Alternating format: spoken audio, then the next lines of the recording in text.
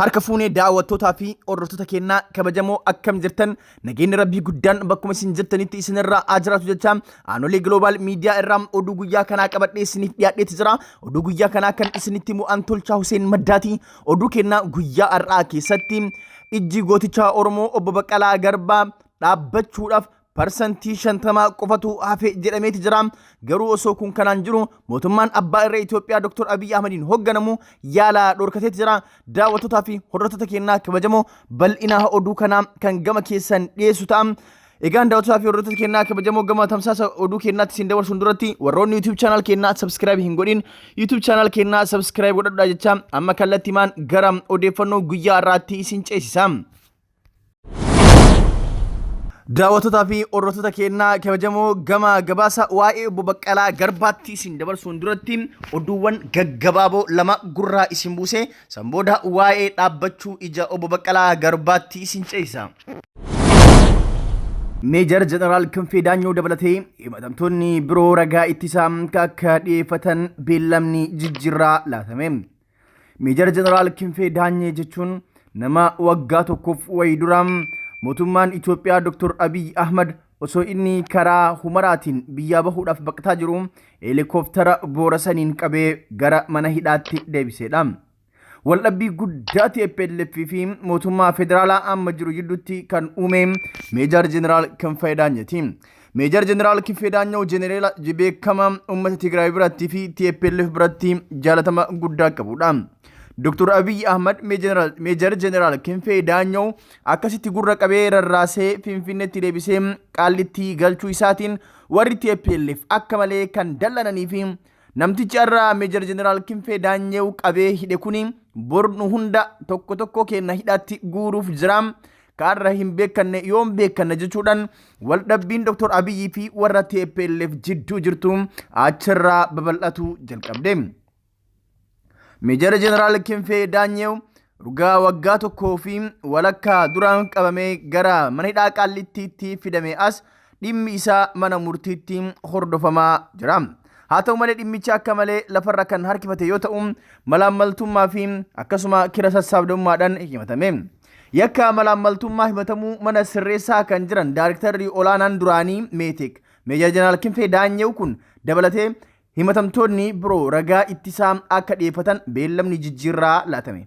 Daayiriktarri olaanaan duraanii Meetek Meejar Jeneraal Kinfee Daanyoo dabalatee himatamtoonni 8 har guyyaa kaleessa abukaatota isaanii waliin mana murtii olaanaa federaalaa dhaddacha ramaddii sadaffaa lidataa dhimma yakka malaammaltummaa guyyaa kaleessa olirratti dhiyaataniiti jiru.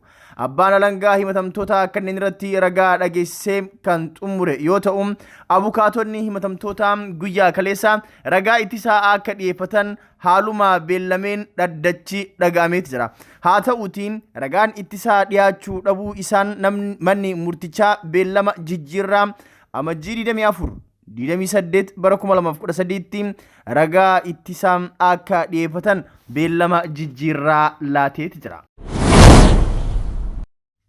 Afgaanistaanitti haleellaa xiyyaaraatiin namoonni nagahaa 12 ol ajjeefaman. Haleellaa xiyyaaraa kaaba Afgaanistaan mana barnoota amantii bulchiinsa Takhaaraa jedhamutti argamurraa qaqqabeen namoonni 12 ol ajjeefamuu qondaaltonni naannichaa himan. Haleellaa xiyyaaraa madarasaa mandara Hazar Qulqulluu jedhamutti qaqqabeen ijoolleen 11 fi namni isaan wajjin sirna kadhannaarra ture tokko ajjeefameera jedhan qondaaltonni kuni. Humnoonni nageenyaa 30 guutan haleellaa hidhattoonni Taalibaan kutaa bulchiinsaa kanatti dhaqqabsiisaniin ajjeefamuu hordofee haleellichi gaheeti jira. Jiraattonni naannichaa akka himanitti namoonni 14 biroonis madaa'aniiru. Imaamni tokko namoota madaa'anii hospitaala geeffaman keessa tures jedhan. Namoota madaa'an keessaa tokko kan ture Abdul Awwal battala haleellaan xiyyaaraa qaqqabetti ijoollee wajjii masjida keessa akka ture hime. Torbaan muraasaan asitti lolli Taalibaanii fi mootummaa gidduutti ammaachuun marii nageenyaa gidduutti qabametti yaaddoo ta'eetu jira. Haakimoonni iddoo haleellaan kun dhaqqabetti dhiyoo turan harki caalaan namoota miidhamanii ijoollee ta'uu himan. Qondaalli mootummaa Afgaanistaan gabaasichi dhara garuu dhimma namoota nagaa madaa'uu gartuu qoratu hundeessineerra jedhetu jira. Torbaan kana keessa qofaa namoonni 40,000tti tilmaamaman kibba bulchiinsa Helmaanditti wal waraansa sodaatanii qe'ee isaanii irraa buqqaanii baqatanii jiru. Kana malees barana qofaa namoonni 220,000 qe'ee isaanii irraa sababii wal waraansaatiin yoo buqqaan lakkoofsi namoota bara 2012 asitti buqqaanii miliyoona 4.1 dhaqqabeeti jira. Dhimma dhukkubuu obbo Baqqalaa Garbaa irratti maaltu jedhamee maaltu jira? Odeeffannoo waa'ee kanaa hangam kennatu quba qaba? Gootichi ilma Oromoo obbo Baqqalaa Garbaa saba isaatiif qabsaa'uudhaan kan beekamu yeroo as kaluu as obbo Jawaar Muhammad faa wajjin mana hidhaatti ol darbatamuun ni yaadatama. Obbo Baqqalaa Garbaa ijji isaa akka malee akka dhukkubsatte arma duras isinii gabaasuun kennaa ni yaadatama. Obbo Baqqalaa Garbaa ijji isaa arguudhaaf ijji isaa dhaabachuudhaaf parsantii 50 qofti akka hafe parsantii 50 akka dadhabe maatiin isaa gabaaseeti jira. Mee bal'ina oduu kanaas akkatti isin biraan gaha. Maatiin obbo Baqqalaa Garbaa dhukkubbii ija isaatiif yaala dhabuun yaaddoo guddaa nutti uumeera yoo jedhan abbaan alangaa waliigala federaalaa ammoo namni shakkamee harka mootummaa jiru yoo dhukkubsatutti mana yaalaa geeffamee yaalamuuf mirga qabaachuu mootummaanis kana raawwachuusaa dirqama qabaachuu hime. Obbo Baqqalaa Garbaa aangawoota siyaasaa Oromoo hokkaraa ajjeechaa artistaa Haacaaluu Hundeessaatiin booda uumameen wal qabatee shakkaman to'annoo jala oolfaman keessanii. Tibba kana miidiyaa hawaasummaa irratti dhimmi dhukkubbii ija obbo Baqqalaa Garbaa ajandaa ijoo ta'eeti jira. Haati warraa obbo Baqqalaa Garbaa addee Hannaa Raggaasaa ijji abbaa warraa isaanii dhukkubsachuu kan jalqabe yeroo gara waggaa 7 ta'uuf mana hidhaa keessatti jiraniiti jiru. Obbo Baqqalaa Garbaa yeroo sanis mana hidhaatti kan ol darbataman goota Oromoo waan ta'aniif mirga uummata isaaniitiif ganamaa galgala waan qabsaaniif. Obbo Baqqalaa Garbaa garuu yeroo ammaa kana ammallee mana hidhaatti dararamaa kan jiru yoo ta'u qabsoon Oromoo rakkoowwan garaagaraatiin lafarraa harkifachuun bilisummaan baaran akkasuma uummata kanaaf barbaadamu argamuu dhabuun gootichi kun arrallee mana hidhaa keessatti gadheedhaan akka itti taphatamu taasiseeti jira. Obbo Baqqalaa Garbaa dhukkubsachuun oma jiru garuu mootummaan kun sadarkaa kanatti yaala isa dhorkachuun waan baay'ee nama gaddisiisudha. Obbo Baqqalaa Garbaa faa shakkamtoota malee yakkamtoota miti. Osoo dhimmi isaanii mana murtiitti ilaalamaa jiru ijji kun ammallee deebi'ee dhukkubsate dawaa kana argachuu akka qabu namuu itti amana. Garuu mootummaan abbaa irree Itoophiyaa Obbo Baqqalaa Garbaa dawaa dhorkatee jira. Yeroo ammaa kana ijji Obbo Baqqalaa Garbaa dhaabbachuudhaaf parsantiin 50 qofti akka isii hafee fi parsantii 50 dadhabdee silaa parsantii 100 arguu kan qabdu gara 50tti akka gadi buute ogeeyyiin fayyaa dubbatu. Mucaan isaanii Saamu'eel Baqqalaas kanuma hima. Obbo Baqqalaa Garbaa goota saba kanaaf qabsaa'een goota saba kanaaf jiraateen nama uummata kanaaf aarsaa guddaa kaffalee sadarkaa kanatti mootummaan abbaa irree uummata Oromoo tuffachuudhaan goota isaa jalaa dararuun waan hedduu nama aarsuu fi waan hedduu garaa nama gubuudha jedhan qeerroo fi qarreen Oromiyaa. Qeerroo fi qarreen Oromiyaa irra deddeebiidhaan akka dubbatanitti mootummaan abbaa irree Itoophiyaa obbo Jawaar Muhammad, Baqqalaa Garbaa, Hamzaa Booranaa fi hidhamtoota siyaasaa biroo hiikuudhaan dirree dimokiraasii qabsoo qeerroo Oromootiin bal'atte tiksuu qaba malee ofittummaa fi ana qofatu jiraachuu qabaa irratti hundaa'ee dirree dimokiraasii dhiphisuudhaan namoota poolitikaa keessatti dandeettii jajjabaa fi hordoftotaa fi deeggartoota cimaa qaban dhabamsiisuu irraa akka of qusatu akeekkachiisaniiti jiru.